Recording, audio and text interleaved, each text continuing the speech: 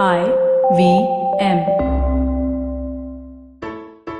So it's been another great week at IVM Podcast, and if you aren't following us on social media, please make sure you do. We're IVM Podcast on Twitter, Facebook, Instagram, all the major social media networks. This week on the Pragati Podcast, Pawan and Hamsini talked to economist Anupam Manur about how India is tackling creating new jobs. On the Pulyabazi show, tune into part 2 of Pranay's interview with China expert Manoj Keval Ramani.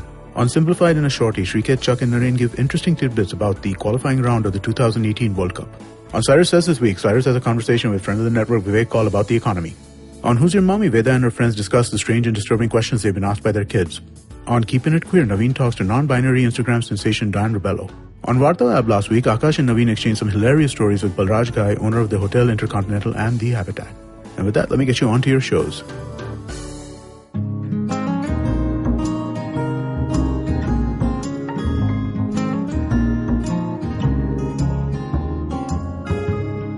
So, Avanti, can I ask you a question? Yeah. Have you ever felt or believed that your thoughts and your past experiences define who you are as a person? Yeah.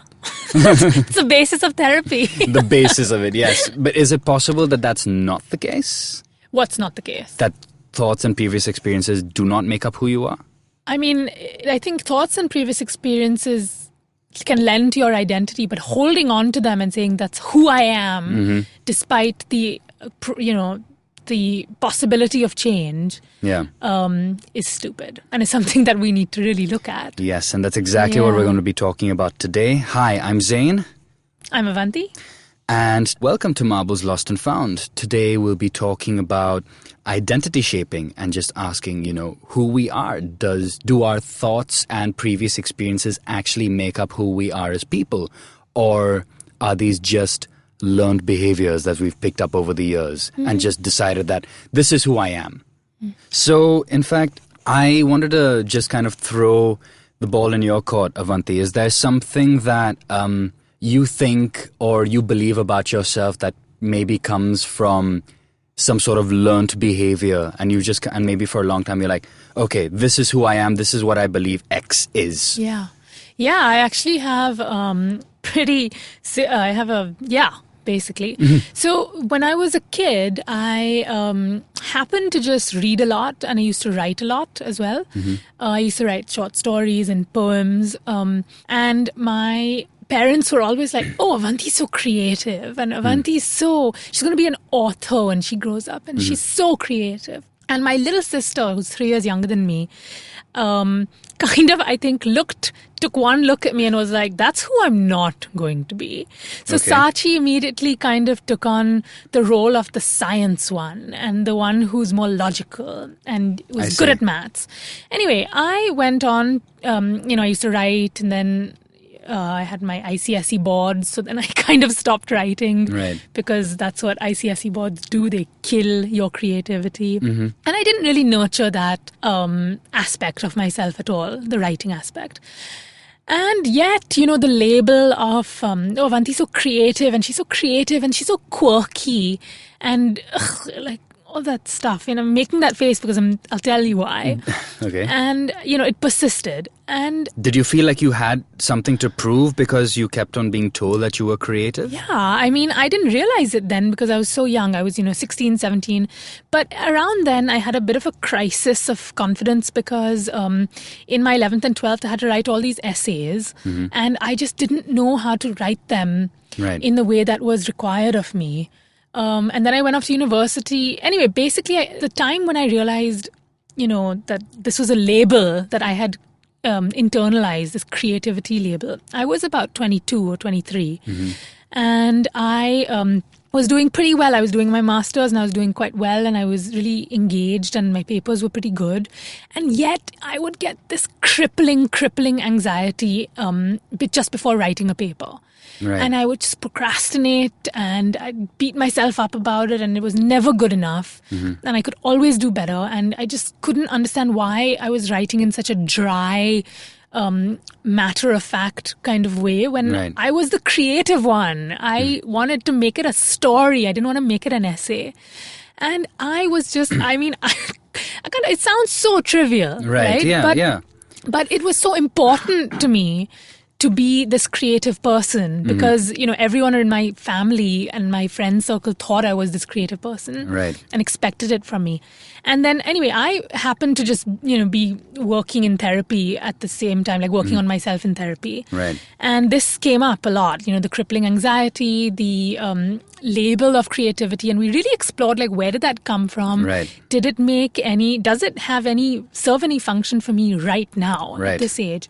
And I guess, everything was ripe in my physiology and my psychology where I was just like ready to drop that label and let go of that part of my identity. But it was really scary. Sure. Because I was like, shit, if I'm not this creative person, who the f*** am I? Yes, exactly. And it's interesting because I dropped it and obviously you can't just drop it like that overnight. But I stopped worrying about, making my papers, these incredible narratives. And I stopped worrying about, do I look boring right now? Okay, interesting. As well. Because I didn't care at that point. I didn't want to focus on that stuff. I didn't even think it was important to me anymore to be this creative, quirky person. Right. And I can't tell you, I could feel it in my body now. Like, it was so liberating to let go of that label and just tell everyone to f*** off with their expectation of me being this creative person. Because I didn't want to be that person. Fine, yeah.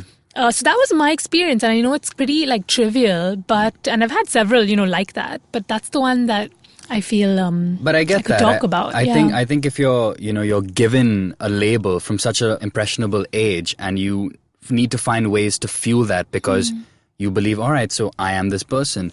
In my case, for instance, I don't know what it is about me or what it is about people, if I can make it more of a general statement. We tend to remember a lot of the negative than we do the positive. Yeah. And so I can distinctly remember a few things that I was presented with when I was younger, maybe as a kid or preteen or teenager, that just kind of shook me up. And I realized that I built a lot of my personality based off of those experiences. It was kind of like X, Y, and Z happened. And then one day B happens. I was like, oh, B is a lot like X, Y, and Z. Therefore, the results of B will be bad. B is bad. So one of the examples of that was one of my things is that I don't like taking risks. I'm adverse to risk, which is why whenever I do take a risk, I can feel like every iota of my body going, no, you should not be doing this. You should not be drawing attention to yourself.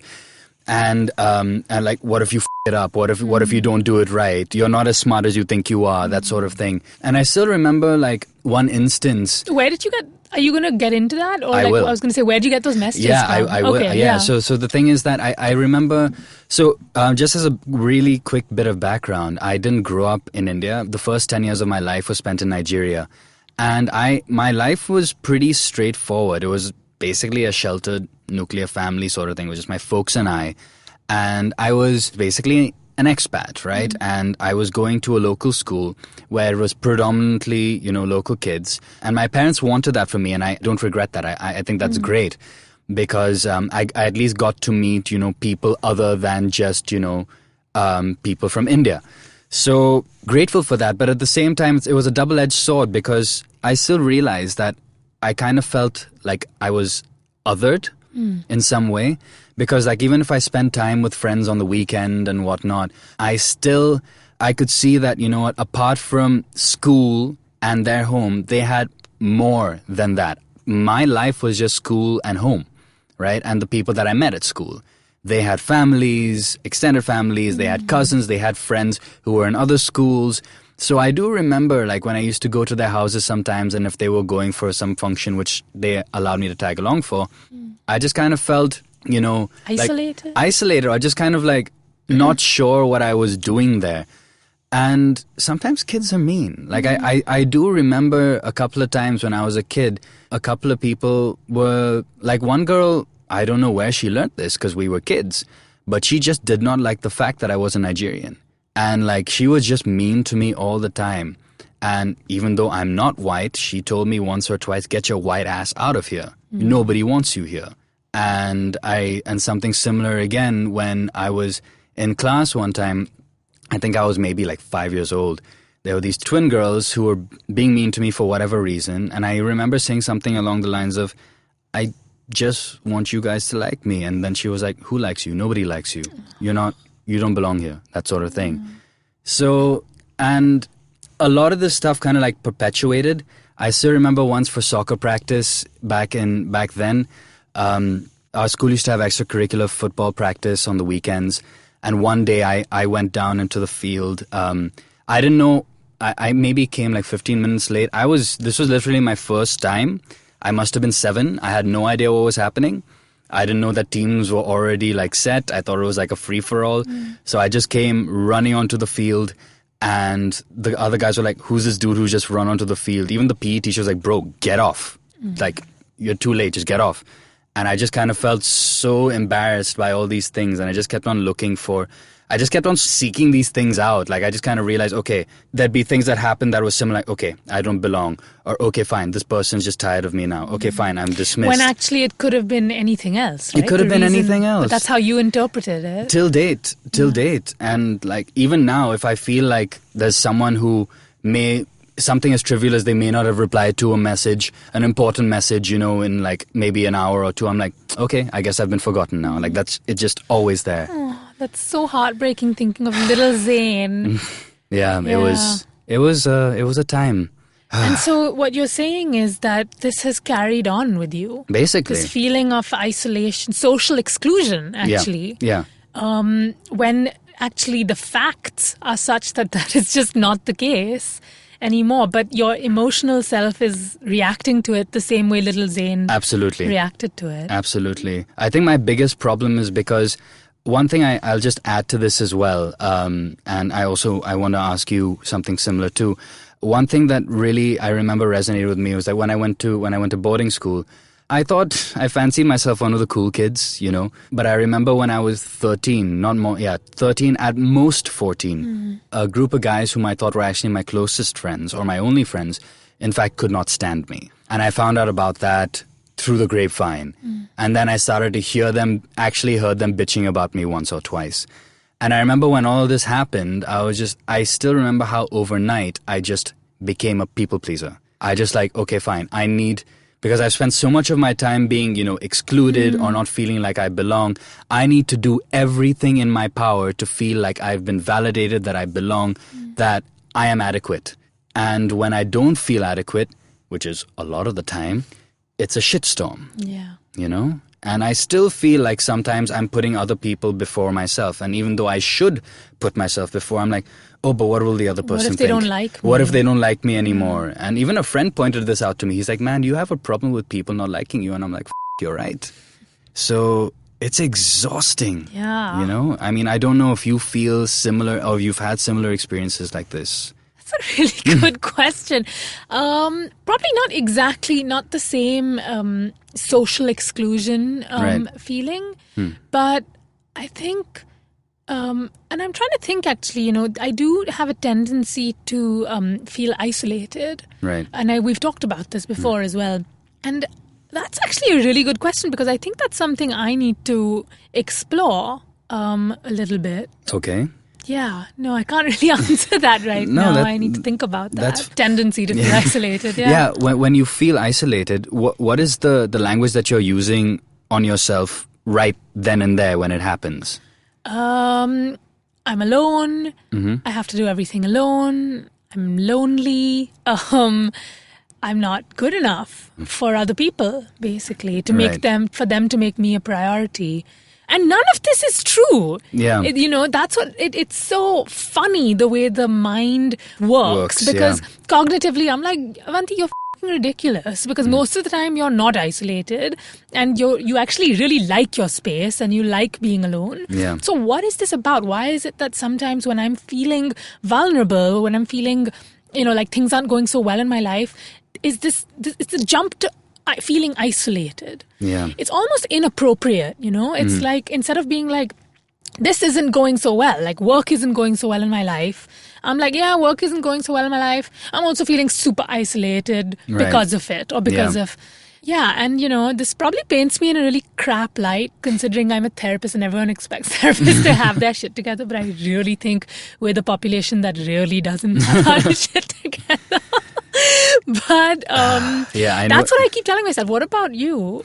I know exactly what you mean because for the longest time, even sometimes now, it pops up, but I know better now. But for the longest time, based on, the things that I said, I just believed that the people who were my friends were just people who were politely tolerating me. I have serious trust issues, serious trust issues. And and a lot of it stems from the idea of just that big cliche of a phrase now, I'm not good enough. And that comes from a lot of things. I still, riffing off what you just said about the language that you use now, a couple of years ago, I might have mentioned in a previous episode about a course that I went for, a self-development course.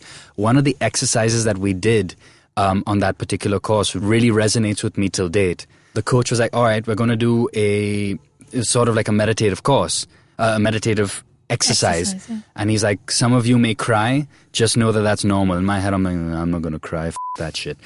But what he did was he told the entire audience, all right, everyone feet flat on the floor, hands on your thighs, just start taking some deep breaths, close your eyes, slow deep breaths, just feel how your body is feeling. Start on the toes, feel your toes, work your way up, how your legs are feeling, the sensations in your legs, all the way up to your chest, to your head, and all of that.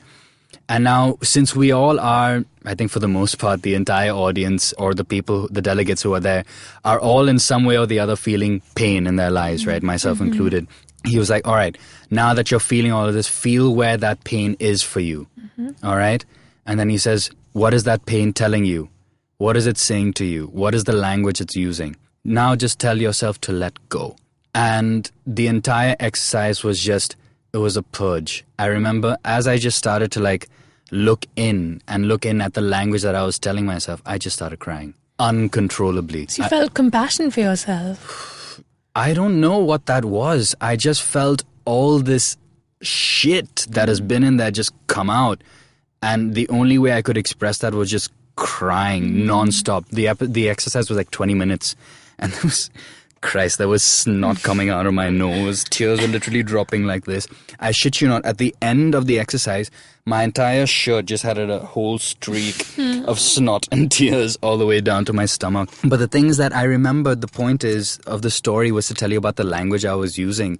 And then when I was crying that profusely, at that point in time, there were faces of people who were important to me that kept on coming up in my head, be it family or really, really close friends or an ex-partner at the time. And the language that came out, the words that just came out of my mouth were, I'm sorry, I couldn't do it. And for, damn, it's still emotional when I say it now. And it's still language that I use regularly, and at that time it just felt so raw. Like I could see the shit for what it was. It really felt like I was looking at an actual entity of some sorts, which was all my fears and insecurities. And that line just kept on coming out. I'm sorry I couldn't do it. I'm sorry I couldn't do it. I'm sorry I couldn't do it.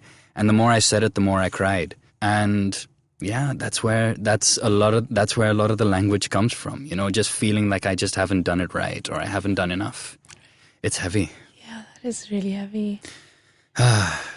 The joy of personality shaping and past experiences and all that, right? Right. And I think today we just wanted to start a conversation about how the things we tell ourselves or things people tell us, we allow ourselves to form an identity around them. Yeah. So what can we do? Sorry. I mean, I think rather than delving more into that, I think what are the ways that we actually deal with it? How do you deal with yours? I mean, for me, this sounds like I'm, tooting my own horn, but I really feel like therapy helped me and having that one healing relationship. But also what I realized a lot was over the years, I have allowed myself to form close, vulnerable friendships with people in my life.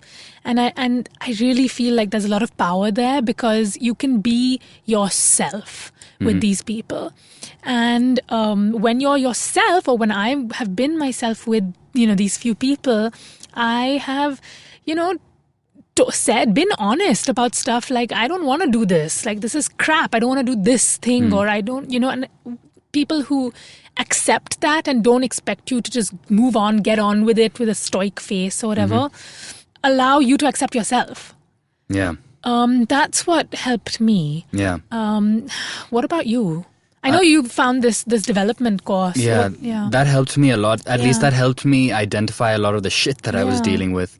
Therapy did help me a lot because my therapist kept on pointing out to me, certain language that I just was using on myself. She's like, do you realize how judgmental and how critical the language that you use on yourself is? Yeah. And now, a little bit more than before, I kind of catch myself sometimes where I'm just sort of judging myself and saying, oh, but this sort of thing. She's like, sometimes she says, Zain, it's fine. Just say it. It's okay. Because there's always this thing, but she taught me how to just cut myself some slack. She gave me exercises of how I can cut myself some slack. And the sense of relief I sometimes felt from these exercises, just again, tears of relief sometimes. Meditating has helped me no end. I meditate every day for at least 15 to 20 minutes. That's great. I exercise at least every other day. I swim. Swimming helps me tremendously. Me too, actually, yeah. Yeah, it's great. I mean, these are the main ways that I cope. And of course, now more than before, just talking to people about it. Yeah, because, we're not alone. Yeah, we're not. Clearly, I mean, everyone seems to have gone through, crap. Yes. I think that's one of the biggest dangers is that as soon as you're feeling it, you start to believe that nobody else knows what this is like. And to our listeners, I just want to say that if you do feel certain things that resonate with you a certain way about yourself, that you feel that other people will not understand or do not understand, I assure you, speaking as someone who's been there, done that, and for such a long time in his life, you are not alone. And I think on that heavy note, on that heavy but hopefully heavy but hopeful, heavy but hopeful note, I think we shall call it an episode. Thank you guys for listening. Just to say that, if there's anything you want to say, if you want to write into us, you can send us an email at writetomarbles@gmail.com. Thank you for listening and have a good day, I suppose. Bye. Bye. See ya. Catch Marbles Lost and Found every week on the IVM app, website, or anywhere you get your podcasts from. There she stands, a podcast addict. Outside the bank, having traveled several miles to get in with other poor souls like her. The journey, though daunting for this youngling, will have some comfort because she has downloaded her favorite podcast. You can see more of her species on ivmpodcasts.com, your one-stop destination where you can check out the coolest Indian podcasts. Happy listening.